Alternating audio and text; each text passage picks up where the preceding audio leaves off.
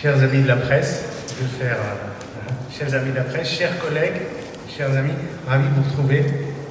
Il y a quelques années, Monsieur le ministre, l'usine a vraiment été transformée et je crois que c'est vraiment un symbole que nous nous retrouvions ici aujourd'hui. Merci à Monsieur Méo d'avoir fait le déplacement spécialement pour cet événement. Et c'est un symbole, je crois, surtout avec toutes les équipes du ministère, donc vous êtes tous là, et l'équipe de tête, une partie de l'équipe de tête de Renault. On a Denis Levaux, le patron des marques Dacia et Lada. On a François Provost, le patron de l'international et les patrons de partenariat.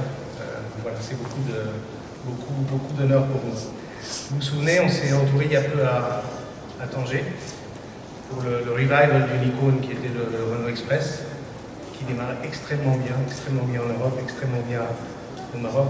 Aujourd'hui, je pense qu'on a conjointement beaucoup de surprises à vous révéler, dont cette pépite que l'on vient de retrouver.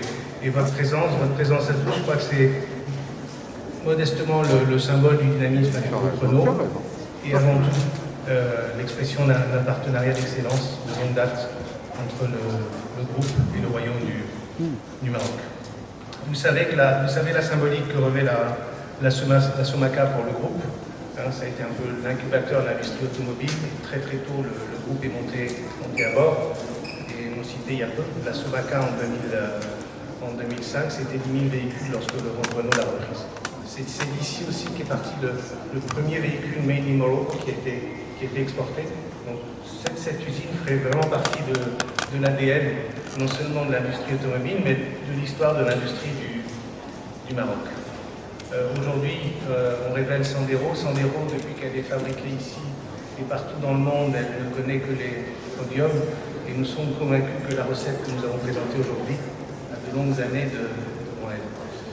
Vous l'avez constaté à Tanger, notre outil industriel se transforme. Toute nouvelle tôlerie, vous l'avez vu il y a peu, un montage modernisé, une grosse injection d'industrie 4.0 qui non seulement transforme les technologies, mais aussi les compétences. C'est avec beaucoup de fierté que toutes les usines, toutes les équipes que José Manuel dirige s'y sont investies.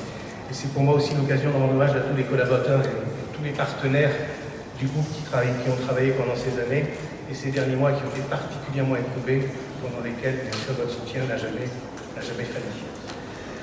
L'automobile, nous le savons, est aujourd'hui un champion national, première filière exportatrice. Le groupe est le deuxième d'ailleurs par le chiffre d'affaires dans le royaume. Et ça a été bien évidemment porté tout d'abord par la vision de Sa Majesté le roi Mohamed VI et par votre aptitude avec le plan d'accélération à plus qu'exécuter et battre le rythme pour faire que tout cela arrive. Ça fait du Maroc un pays qui joue maintenant un rôle clé dans le système industriel du groupe. C'est un pays qui, avec nos deux usines, notre capacité, et avant le Covid, plus de 400 000 véhicules produits, c'est plus de 10% des ventes du groupe au niveau mondial qui sont produites au Maroc. Le Maroc est vraiment rentré dans la cour des grands, le Made in Morocco rayonne. Et c'est cette convergence de vision entre le royaume et le groupe qui, vous le savez, nous a poussé à travailler plus en profondeur et concrétiser en 2016 la signature du fameux écosystème avec les deux indicateurs phares qui génèrent plus de valeur en activité, en devises, en export, que sont le taux d'intégration locale et le chiffre d'affaires. 65 d'ici à 2023 pour le taux d'intégration locale et 1,5 milliard à minima. Avant le Covid, nous étions déjà à 1,3 milliard. Vous aviez été exigeant, je ne sais pas si vous l'avez été assez, sans doute irons-nous plus loin, mais ces chiffres sont dans le viseur. Dans 2 ans, Inch'Allah, nous allons les atteindre et l'engagement pris dans Sa Majesté sera tenu. Aujourd'hui, nous continuons de jouer pleinement notre rôle de locomotive de la filière automobile et je vous annonce que nous avons décidé conjointement, ensemble, sous votre bienveillance, exigence, d'aller plus loin, d'aller encore plus loin ensemble. Et nous avons le plaisir avec les équipes du ministère et du groupe de vous annoncer que nous avons donné un nouvel élan à notre engagement avec une signature d'une nouvelle phase de l'écosystème. Ce nouvel engagement viendra soutenir le développement de la filière industrielle et de l'automobile du royaume grâce à l'industrialisation de nouveaux projets du groupe au Maroc. Je n'irai pas plus loin et avant de signer cet accord, je vais passer la parole à notre CEO, Monsieur de Méo, qui nous fait le bonheur d'être avec nous aujourd'hui. Merci à vous. Ici, aujourd'hui avec vous, malgré toutes les difficultés logistiques qu'on a tout le monde en ce moment, et de pouvoir échanger directement avec vous. Je pense que votre accueil témoigne de la longue relation d'amitié entre le groupe Renault et le Maroc. Comme le disait Marc, depuis plus de 10 ans, l'écosystème de Renault se développe en s'appuyant sur les deux piliers qui sont l'usine de Casablanca et puis de Tanger, permet de positionner le royaume vraiment comme une référence mondiale dans la filière automobile en général, et pour Renault encore plus, parce que le Maroc aujourd'hui dans la top 5 des pays où on produit des voitures. Et si le pays est aujourd'hui une destination attractive, je pense, pour les investissements à forte valeur ajoutée, je pense que c'est grâce à la vision de Sa Majesté le roi Mohamed VI et aussi appuyé par le plan d'accélération industrielle que vous avez impulsé en 2014. Aujourd'hui, Marc anticipait, nous allons encore plus loin avec ces signatures. Nous donnons une nouvelle impulsion, je dirais, à notre partenariat en fixant des accords qui sont, je crois, ambitieux, même si on peut toujours faire plus tous. Donc d'ici 2025, on vise 2,5 milliards d'euros de chiffre d'affaires en sourcing local, et dans moins de 10 ans, nous doublerons notre chiffre d'affaires en sourcing local. Nous visons donc 3 milliards d'euros de chiffre d'affaires en sourcing local et 85% cette fois d'intégration locale à terme. Je pense que c'est... ouais. Et comme le disait Marc, en fait, je pense qu'on est un partenaire crédible, parce que nous sommes déjà, si on regarde aux dernières années, en début 2021, nous avons déjà dépassé le 60% de taux d'intégration locale. Donc, jusqu'à maintenant, on a délivré ce qu'il fallait délivrer. C'est le coup d'envoi d'une nouvelle dynamique industrielle. Nous préparons l'industrialisation de nouveaux véhicules pour Renault et pour la marque Dacia dans les deux sites marocains du groupe. Ces véhicules incluront progressivement aussi les technologies d'électrification de Renault Group.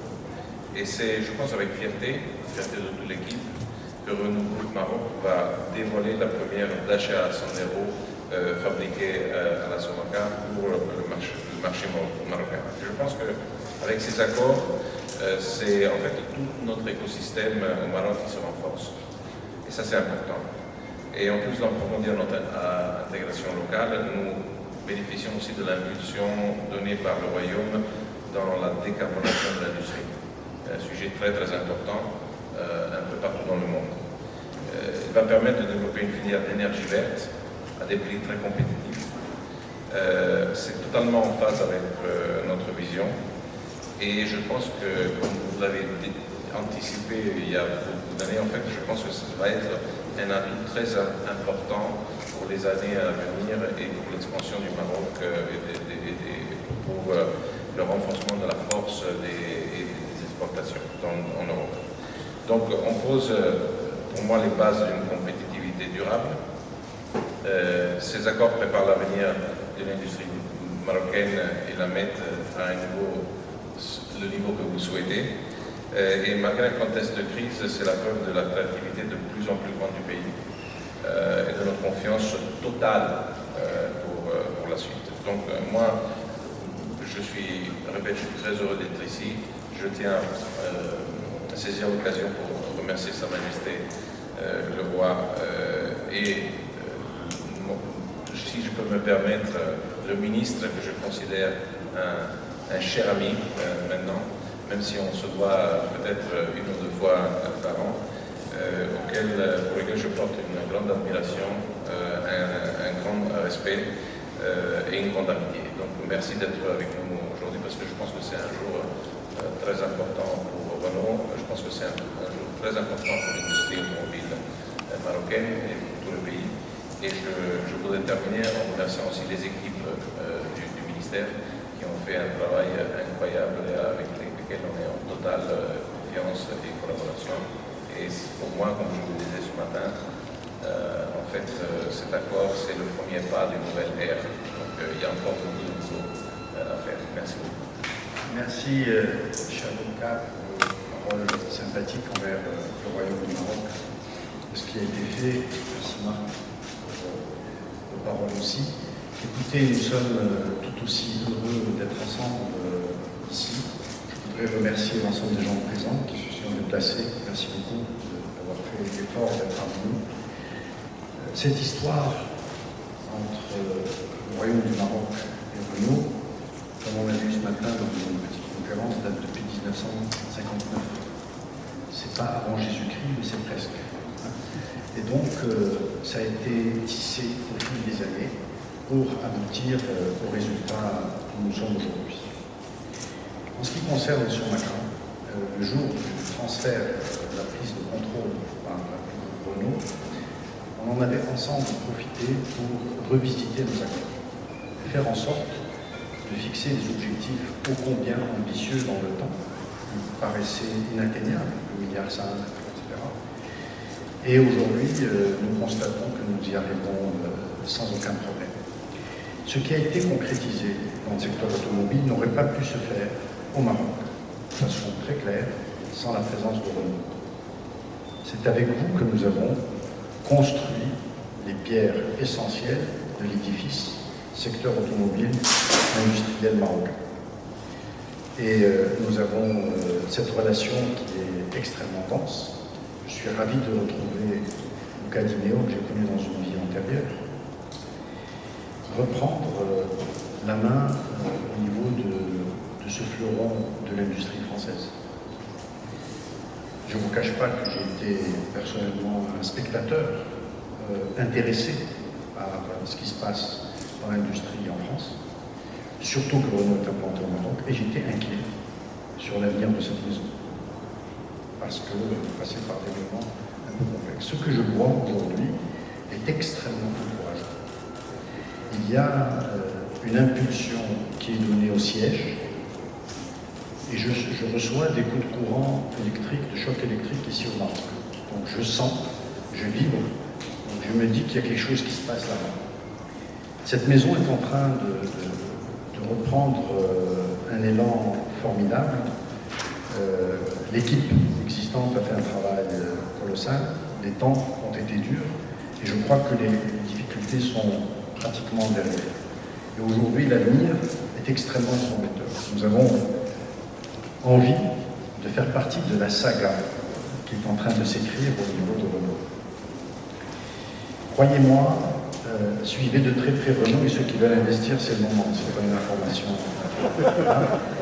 Faites attention, ça va secouer. Ça va secouer. Ce qui est fait au niveau mondial pour Renault est important parce que les répercussions sont fondamentales pour le Royaume-Uni. Nous avons un partenaire que nous affectionnons particulièrement. Sa Majesté le Roi du Maroc suit de façon particulière ce qui se passe chez Renault, à telle enseigne que quand il y a une coupure électrique qui doit se faire à Tanger, il m'appelle pour me dire faire attention s'il n'y a pas un impact sur Renault Tanger. Donc j'appelle M. Nassif pour lui dire faites attention, est-ce que vous êtes bien protégé? Donc il y a cette préoccupation qui fait que nous sommes une vraie famille ensemble. Nous allons continuer à travailler. C'est vrai que je suis très exigeant parce qu'on est exigeant qu'en famille. On n'est pas ailleurs. On veut que les membres de sa famille soient les meilleurs. Heureusement, c'est le cas. C'est les meilleurs. Les membres de notre famille sont les meilleurs.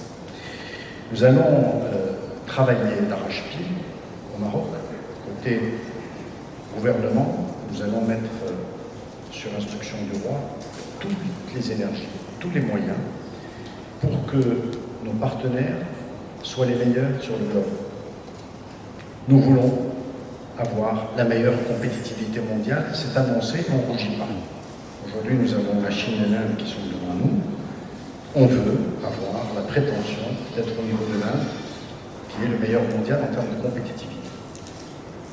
On va y aller. On s'était dit 1,5 milliard, c'était un rêve. Nous y sommes. Je vous dis que nous allons être au niveau de la meilleure compétitivité mondiale avant 2025. avant 2025. Message au passage aux équipes du ministère. Ceux qui dormaient 6 heures par jour pourraient réduire un peu, c'est un peu trop. Hein, on peut travailler un peu plus.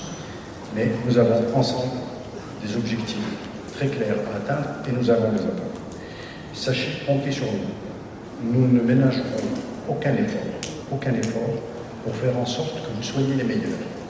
Pas juste parce qu'on vous aime, un peu parce qu'on vous aime, et un peu parce que nous sommes intéressés, parce que votre santé a un impact direct sur nous. Nous voulons être vos meilleurs partenaires, avec les meilleurs équipementiers, les plus compétitifs, pour que vos véhicules soient les plus compétitifs. Ensemble, nous allons réussir. En tout cas, merci M. Nassif pour tout ce que vous avez fait avec nous. D'abord nous avoir supportés, c'est déjà énorme. Merci Lucas pour votre impulsion. M. Bachili, toute l'équipe, vous avez fait un travail remarquable. Pour ce qui est du ministère, je crois que vous devez travailler un peu plus, vous l'avez compris. Voilà. Ils sont exigeants, donc nous devons être au rendez-vous. À titre personnel, je suis prêt à ne plus fermer les deux yeux, définitivement, tant que l'objectif d'être numéro 1 mondial en compétitivité n'est pas atteint. Hein, je dormirai avec un seul œil fermé, l'autre il sera en train de surveiller les équipes. Je vais travailler, je vais les faire travailler, ne vous inquiétez pas. Donc merci infiniment pour ce moment de bonheur et comptez sur nous, nous n'allons ménager aucun effort. Sa Majesté le Roi y veille au quotidien. Nous avons des objectifs, on ne va pas les rappeler. Merci infiniment.